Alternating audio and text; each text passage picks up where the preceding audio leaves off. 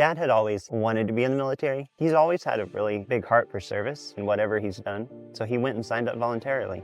Dad has 3 Purple Hearts, 3 different instances where he was injured, and one of those instances was pretty severe. Him and his platoon encountered some small arms fire that left a lot of them either wounded or deceased. Grandma and Grandpa actually received a visit from the Department of the Military informing them that, their son had died while in service. My dad found out this from my sister later.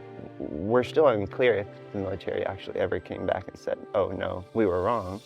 So while Dad was in the military, he had a car, but he had given it to my grandfather. The military said, he's no longer with us. Grandpa actually took that car and sold it. So when Dad returned home from the military, when, he was just injured, he wasn't deceased, he found out that he still didn't have a car, like the car that he loved, and he talks about this car all the time. The main reason I even thought about submitting for the wish was because I wanted to just say, thank you from me and my family, because he's always put everyone first.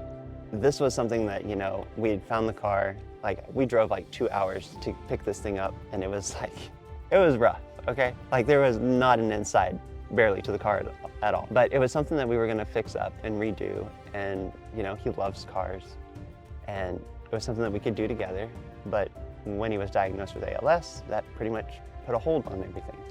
I'm super excited and humbled that the wish was selected, and I know there's gonna mean a lot. I get emotional. It's the perfect way for us to say thank you to him.